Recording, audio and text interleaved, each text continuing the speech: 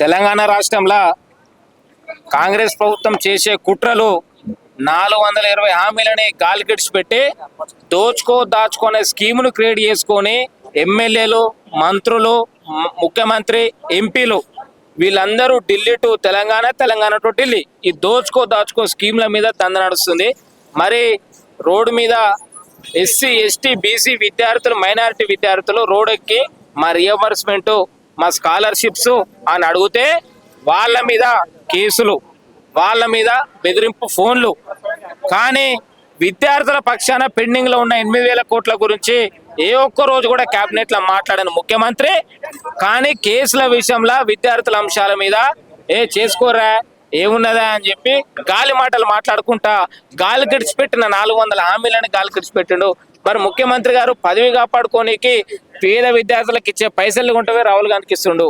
పేద విద్యార్థులకు ఇచ్చే ఇంజనీరింగ్ అడ్మిషన్లు పోయి ఎక్కడ అమ్ముకుంటుండు. పేద విద్యార్థులకు 2 లక్షల ఉద్యోగాలు ఇచ్చేది ఒక్క ఉద్యోగం కూడా ఇవ్వట్లేదు. సభలల్లా జిల్లాల వారిగా సభలకు వెళ్ళి రేవంత్ రెడ్డి ఒకటే మాట మాట్లాడుతుండు, నేను 70,000 ఇచ్చినాను ఒకసారి, ఇంకో సభలో 60,000 అని ఒకసారి.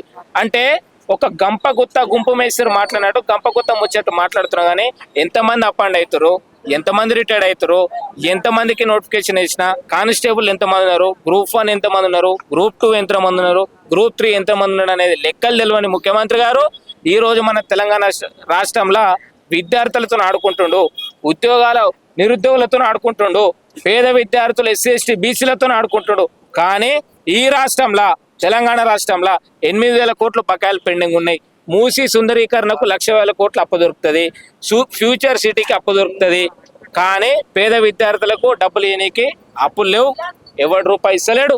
నేను ఏం చేయాలి, దివాళు తీసిర్రు అని చెప్పి దిక్కుమాల మాటలు మాట్లాడుకుంటా, బట్టబాజు మాటలు మాట్లాడుకుంటా ఒక్క నిండు సభలు అసెంబ్లీలో ఏ ఒక్క ముఖ్యమంత్రి అన్నా ఉమ్మడి ఆంధ్రప్రదేశ్ ఉన్నప్పుడు కానీ తెలంగాణ రాష్ట్రంలో కానీ ఏ ముఖ్యమంత్రి అన్నా నోరు జారిండా? రేవంత్ రెడ్డి విద్యార్థుల, నిరుద్యోగుల మీద నోరు జారిండు రాష్ట్రంలో. ఇదేనా చేసేది రేవంత్ రెడ్డి గారు? మరి రేవంత్ రెడ్డి గారిని ఒక్కరిని హెచ్చరిస్తున్నా, రైతుల విషయంలో మాట్లాడిండా?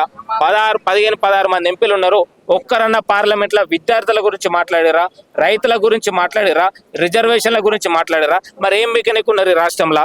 ఓట్లు మేము అందుకే ఇచ్చినామా? ఖబర్దార్ మిస్టర్ రేవంత్ రెడ్డి గారు, ముఖ్యమంత్రి గారిని ఒక్కటే నేను హెచ్చరిస్తున్నాను, మా పేద విద్యార్థులు, ఎస్సీ ఎస్టీ బీసీ పేద విద్యార్థులకు మాకు ఆగస్టు 15 వరకు మాకున్న 8,000 కోట్ల బకాయిలు ఏవైతున్నాయో అవి విడుదల చేయాలని చెప్పి మేము కోరుకుంటున్నాం.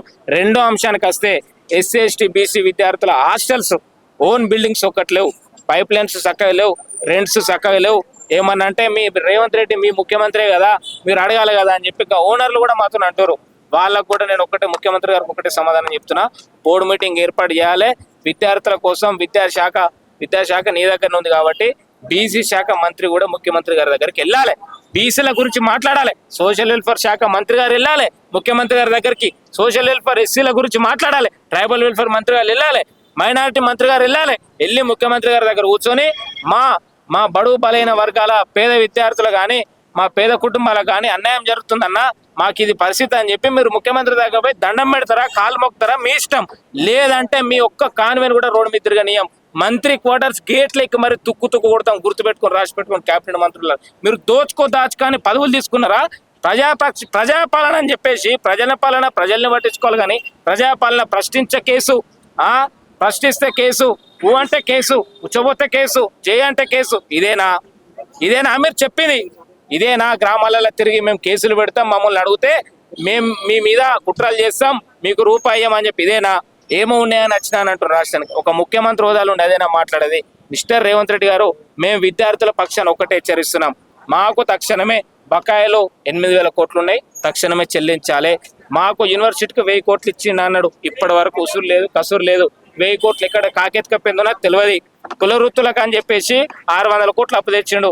ఎవడు ఎత్తుకపోయిండు? మరి రేవంత్ రెడ్డి మనమడు ఎత్తుకపోయిండా, అల్లుళ్ళు ఎత్తుకపోయిండా, తమ్ముళ్ళు ఎత్తుకపోయారో మాకు తెలియదు. అవి కూడా లెక్కలు చెప్పాలి. 16 లక్షల మంది అప్లికేషన్స్ పెట్టిరు, ఏ ఒక్కరు కూడా నువ్వు ఏమి ఇయ్యలే, ఏ ఒక్కరు కూడా శాంక్షన్ చేయలే. కాబట్టి రేవంత్ రెడ్డి గారికి ఒక్కటే హెచ్చరిస్తున్నాం, పేద విద్యార్థుల పక్షాన, రైతాంగ పక్షాన, నిర్దోల పక్షాన, తెలంగాణ రాష్ట్రంలో ఉన్న 420 హామీల పక్షాన హెచ్చరిస్తున్నాం. ఖబర్దార్ రేవంత్ రెడ్డి గారు, తక్షణమే దీని మీద మీరు కేబినెట్ ఏర్పాటు చేయాలి, విద్యార్థుల పక్షాన మాట్లాడాలి, నిధులు ఏమవుతున్నాయో కేటాయించాలి. అన్నిటికీ అప్పులు తెచ్చుడు కాదు, విద్యార్థుల పక్షానికి కూడా మీరు ఏం చేస్తారో చేయండి. 8,000 కోట్లు ఆగస్టు 15 వరకు ఇవ్వకపోతే రాష్ట్ర వ్యాప్తంగా మిలిటెంట్ యాక్ట్ చేస్తామని చెప్పి హెచ్చరిస్తున్నాం. ఖబర్దార్ రేవంత్ రెడ్డి.